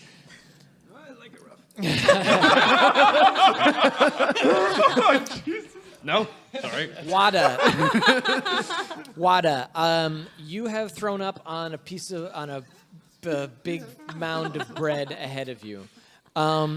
You notice that the large ogreish head of the kitchen is kind of walking towards you. It will notice that you have puked on this bread. Shit. no, I- not shit. Puke. I try to cover it up with my cloak and brush it off. All right, roll a stealth check. See Okay. if you can hide that bread dough. 17. You're actually Yeah. pretty No, good. 20. 17 plus 3. Yeah, 20. All right, 20. All right, so yeah, you've managed to conceal that bread. Hell yeah. What are you gonna do to make yourself look busy? Should I join everyone else or should I just keep? I mean, should I it's- make another? Well, It's your definitely an character option. I think doesn't you know should anything conceal that's that going bread on. while everyone else is getting that bread, eh? let me put it to you this way: you've now grown nervous about your status as a sweating, helper yeah. around the kitchen. If you want to start heading out, you will have to pass by the big ogre of a head of the kitchen, but he's coming towards you anyways. So it's either if you want to start walking out, you can get more out into an open space or be trapped in the space when he comes towards you. Okay, can I try to like stealthily walk out? You can let's do inconspicuous. Or you could try to walk. convince Or him inc- that you need to go get something. Or you could trick him. Hold this. Well, Yeah, all the ingredients are downstairs. You need to go get something. If you want to try to walk out just being unnoticed, I'll have you roll stealth. If you want to try to walk out and like say something that gives you an alibi to leave, I'll have you roll persuasion. Persuasion. Okay, let's do persuasion. Cool. All right. 13. 13 persuasion. And what do you want to tell him? I need more flour downstairs. I need more flour downstairs. Por favor. I'm Spanish now. All right, Wada, you It checks out. you get right up close to the giant kitchen master. I'm going to show you where you ended up. And yeah, you're right in front of him. As you pass by, you mutter something about going to get more flour, and he just growls, sort of in a non-sympathetic way. And he's just, I growl back. and he goes, okay. Okay, well, with that being done, Dirksen is gonna get real pissed off at you, Jude. And he is gonna pull 2 weapons out. And first, he's gonna take this longsword. Actually, now that he's in combat, pulling out his weapons will use up one of his attacks. So he's just gonna swing his longsword at you with 2 hands.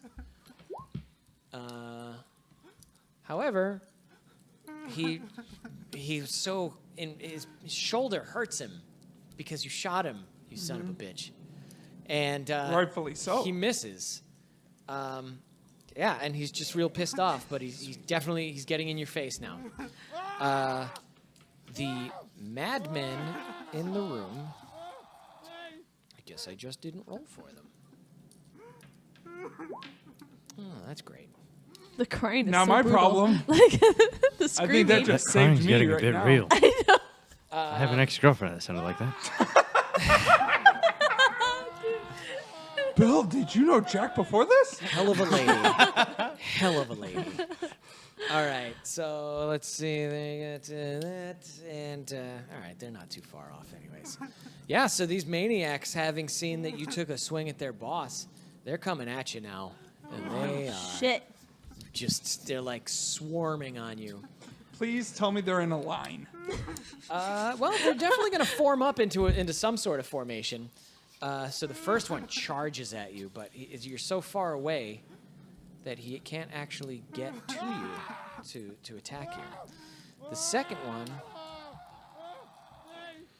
he also needs to run to get there, and he just doesn't have enough time to pull out the large object he's going to use to beat you senseless with.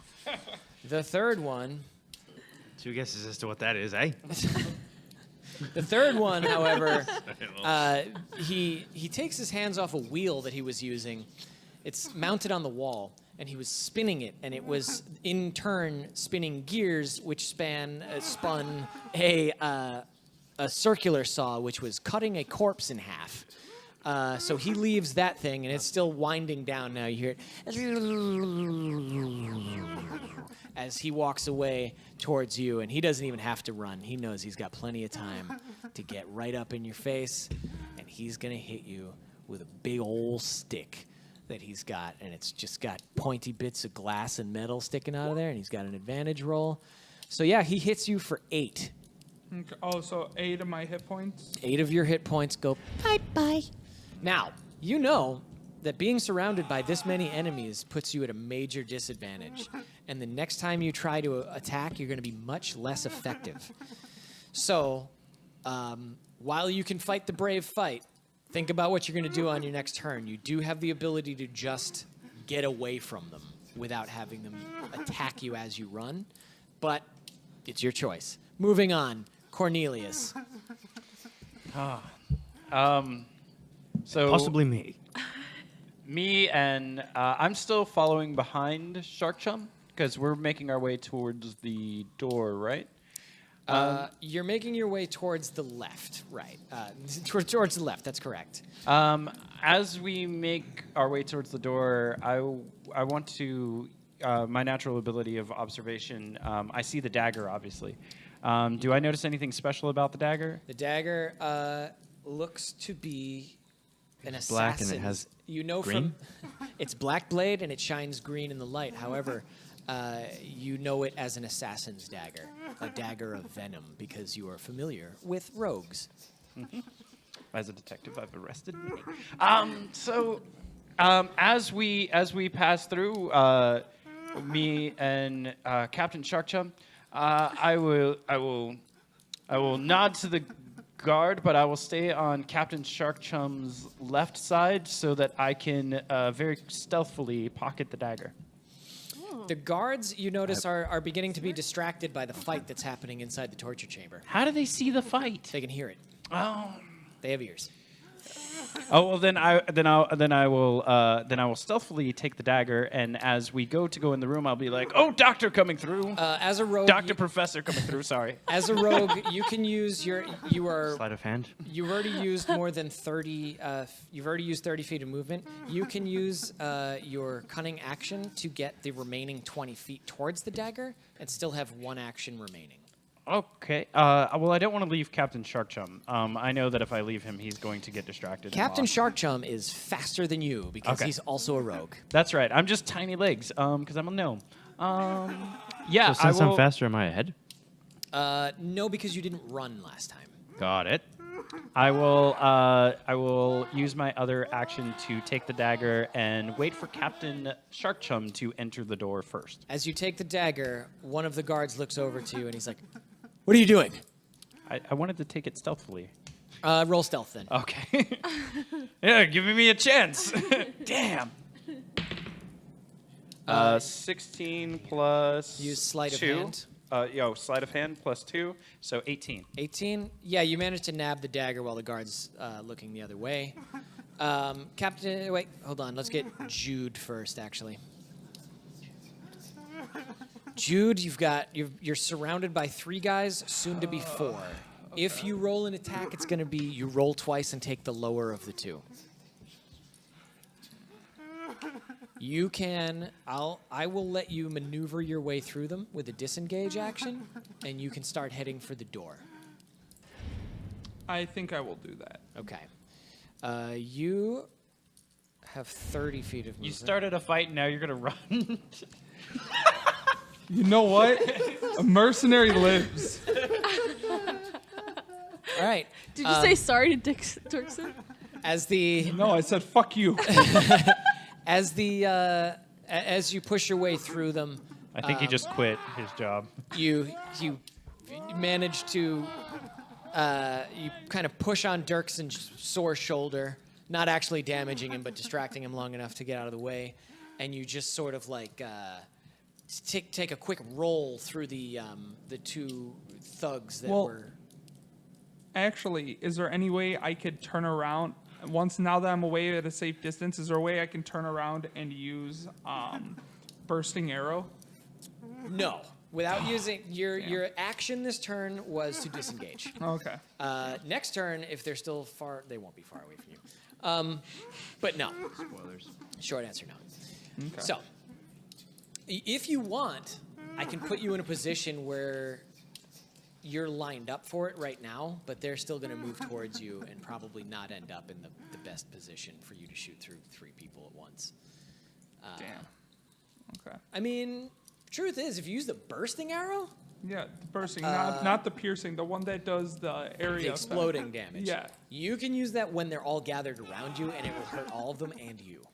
Ooh, Explodo. I do like explosions. So we'll decide that next turn. Okay, the captain. You have 30 feet of movement. You can double that movement using your rogue skill.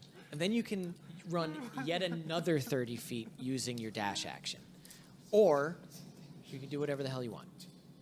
You basically, should you want to just get a lot of distance between you and where you are, you can run 90 feet right now. Ooh, yikes. Which usually people can only run 30. Right. So it'll take you 30 will take me to Cornelius. Oh, yeah, just about. Yep, 30 will take you to Cornelius. And that's really all that you know to do right now. So I do that. Okay, you're using your movement to get to Cornelius. Now the guard, do you use stealth? No, he's already got the... All right, the guard looks up Dagger. and he's like, "Is that your friend in there?" All right. He's He like, thinks he's not my friend. he's about to get in there. himself killed. Dirksen does this little initiation thing, and if you're not a complete psychopath, he likes to toy with the new adventures. Oh, I see. Define friend. Wow. Wow, you dick. Take what you can. Give nothing back. I hope those medical school bills freaking get you in debt. I never went to medical school. The You're a doctor. You're dick. Dr. the Professor. knight, Dr. Professor. the knight looks at you, and he casts you a knowing glance. Not a knowing glance, but he raises an eyebrow to you, and he puts the key into the cell door. And he's like, "You're only gonna get one chance." These are royal knights, right? These are the Royal Guard. They are charged with guarding very specific things. Yeah, you- and I've encountered with them before with the princess, so. Right. So, yeah, the two that you met were in charge of guarding the princess. These two are just stationed here at these doors. They don't necessarily have to do what Dirksen says. All right. So I will look up at Captain Sharkchum and I will ask him, how do you feel about a quick rescue / mutiny and save our quote? I'm going to do air quotes. Friend. Aye. All right. You've got. You can use your bonus. You can use your rogue's action to travel another 30 feet into the torture chamber, and you can make a ranged attack, or you can just kind of get by Jude's side. Yeah, I'll do that. Get inside, do a ranged attack. Okay. Because I have a hand crossbow. Cool. So you, as you're running, you draw your crossbow, That's the one. and yeah, you're 10 feet from Jude. And what do you say as you draw your mighty crossbow, your really ornate crossbow, and defend your new friend? Ooh, what's a good thing to say? For rum? It's your battle cry. For pony. To being positive and testing negative, eh? Oh my god, that's All right, who are you amazing. firing at? One of the jerk guys, or one of the maniacs, or at Dirksen himself? Dirksen, because I know him. Okay, he's 44 feet away. On your crossbow, it has a range rating. What is your range? 30 to 120. Okay, so you're going to be at disadvantage. He's 15 feet out of the better range, so you'll have to roll twice and take the lower. Got it. Do Wait, okay. D20s? A D20, yeah. Roll it twice, take the lower. Shit. Oh, What is that, a 3. Oh, that's probably it. And a 14. You get a bonus to it, so You take 3 plus do your Oh, the 2 dexterity. hit? 2 hit. Oh, do Oh, it 2 hit. 3 plus 7 then. 3 plus So- 7 is 10. The bolt flies astray. Yay. However, what was your first roll? Was it the worst one? Yeah, it was a 3. Yeah. All right. So you don't hit. So Dirksen looks at you and he's real pissed off. Wada, what are you doing upstairs? Now that you're out of the main chef's view, you can start running the hell out of there if you feel so inclined. We tried so hard. So no one noticed me, right? They see you, but they don't care. Right. These people are busy making food, and they're going to I be know. punished. I know. I left to go get flowers, so they haven't. Yeah, they all believe that you're going to get flowers. Okay, yeah. They don't care. So run like hell, I guess. Yeah. If you run, you can make it into the room with the stairs. Okay. Cool. All right, so you're going to make it over there. Next up is Dirksen. Oh, no, Dirksen. He's going to come and get you. So Dirksen. And not in the nice way that he was going to get you earlier. He's gonna might get Nice you both. depending on your definition. It depends on your philosophical point of view. Yeah, so Dirksen runs up to Jude. As some dude keeps crying. And he's now got one sword in one hand and another sword in another hand. He's going to attack you, Jude, Oh shit. with his long sword. And he's going to miss. Then he's going to attack you with his short sword. And he's gonna miss because his shoulder just hurts so bad. Oh God, blood I'm pouring so out of his glad I shoulder. shot him. Good choice. Good choice. Attack and I missed. Attack and I missed. However, where are these guys? Oh, I never let them go. The thugs are also hot on your tail. I'm talking hot. Again, not in the nice way that Dirksen was Yeah. earlier. I wish, right? So they gather around you, and because they're all gathered, they love this. They love a feeding frenzy, and so they attack you and hit for one of them hits for 4. So you take 4 damage. One of them hit. No, the other one misses, and the last one. Ooh, critical hit. Crap. Okay, so that's another one of these guys. Okay, he's gonna hit you for 9. He's gonna hit you for another 9. So you're down 13 hit points for this combat. Producer K, did that already get logged? Okay. What's your max HP? Mine is 49. It was 41. Now I'm doing the math. Okay. The knight outside the room looks at you, Cornelius, and he's got his hand on the latch to the door. And he looks at you and he says, "Are you going in or not?" Yes, it does appear so. Let us go. So Adventure! He opens the door, and you go in. Okay. When I Hey, twins. go in, I would like to I observe the room. Okay. Oh yes, notes! Yay! I love notes. Almost all of these men I've done. Observance. Oh. It's whispering. Reading Okay. his notes. He's reading. Sorry. Very exciting. Observing everything. It's a very fun ability to know everything that's in the room. So I walk in. I've clearly noticed that Jude, my good friend Jude, has been injured. Correct? Yes. And he is surrounded. I would like to.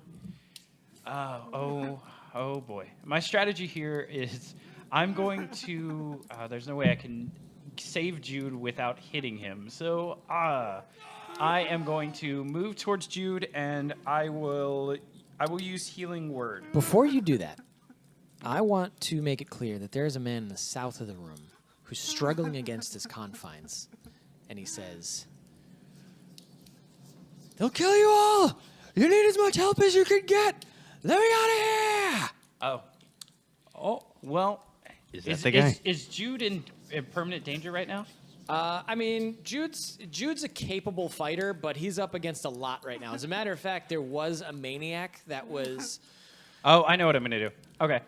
I would like to entangle the side of the 3 guards that are on Jude's front side. Okay. But not include Jude and the guard next to him, because there's no way I could do that. 20-foot square, correct? Yeah, 20-foot square. So right there. Okay, Producer K is on it. All right, so that's a save. And yeah, I'll do that. And so I'm going to use Entangle on them. And the save there is a strength for you. And I'll use the remainder of my movement to move towards the rogue, who I've recognized because of the information I got from the dagger and the information I got from the room. He succeeds. He does not. Okay, so this guy's entangled. And Dirksen. Is crying. He's We he's need battle crying music so now. much. Like, oh my god. Dirksen succeeds as well. So you've entangled one of the 3 guys that you've done. So, yeah. Well, I tried. You've gotten to the man at the south end of the room, and he's like, "Let me out of these chains, and I need the knife. Just give me a weapon."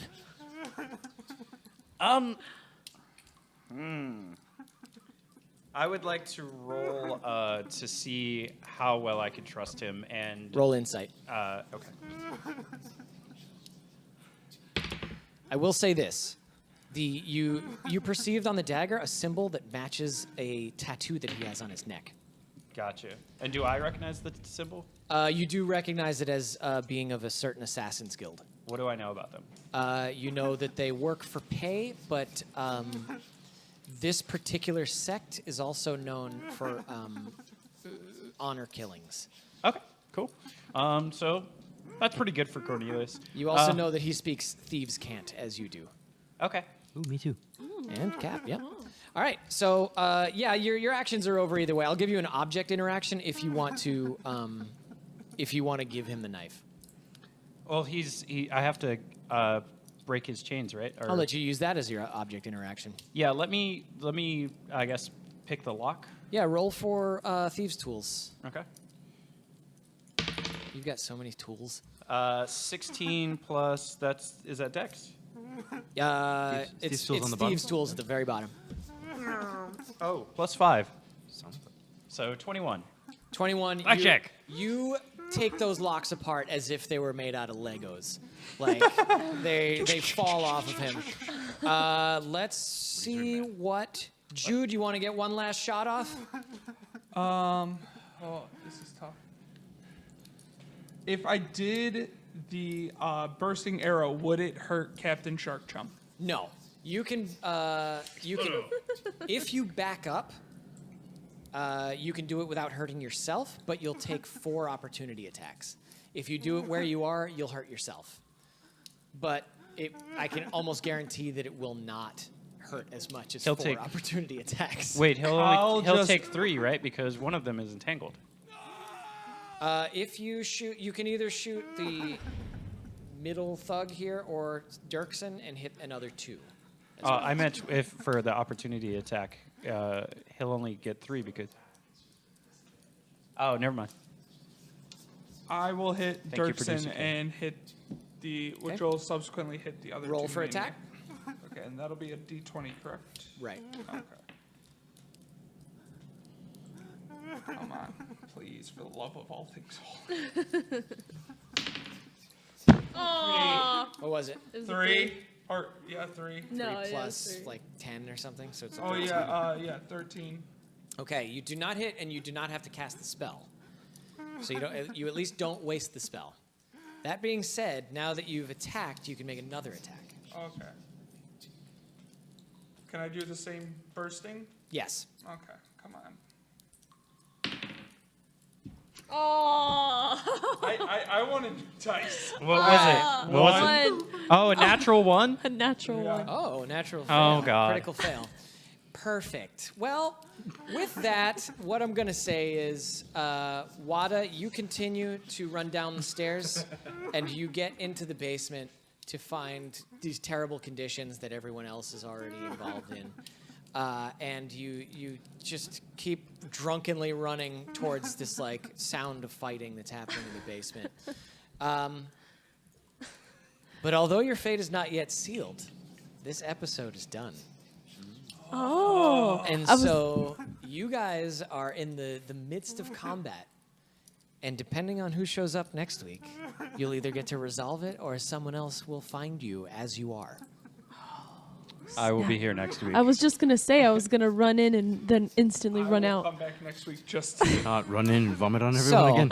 with that being said, let's get everybody's outro. Let's go in reverse order. Producer Rob, what do you want to talk about? What do you want people to be watching? Make sure tune in, watch What's Better Tuesday nights.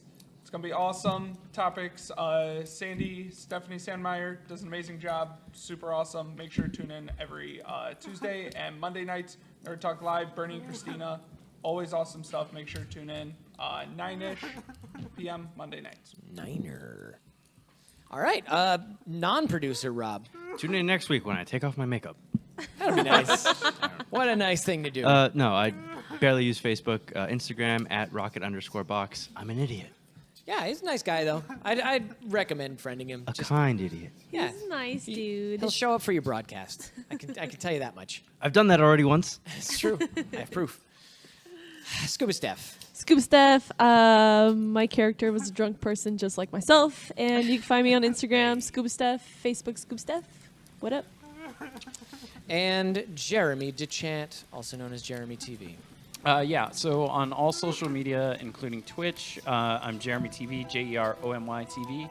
And you can find me at all of those places. And I also intend to come back next week because I don't want to let Cornelius die in this explosion that's about to happen. Explodo. Explosivo. And we thank you if you do. It's very hard to book people every week. I thought it was going to be easy, but then again, it's hard to get people to come back. So I will sign off as well. It's these torture chamber conditions, man. Yeah, well, I've turned the music on, so at least you don't have to listen to it anymore. Thank you. I just have a quick question before you sign out. Sure. Is Dirksen gonna die? I mean, that's up to you guys. Because I want him to die. Spoilers. Now Gonna you're find invested. out. That's D&D I'm for very you. invested. So, as I was saying, ladies and gentlemen, Also, congratulations to Rob and Steff for their first D&D session. Woo! Yeah, This is such a fun absolutely. game. I'm super happy to be here. Super cool. I will be back if Bill allows me. Same. anyone same, in Steve. this party is welcome to come back next week. Same. Depriving some poor soul of being able to fill that slot next Awesome. week. Awesome. But taking it selfishly is not something. No we should pressure there, Jude. fall for.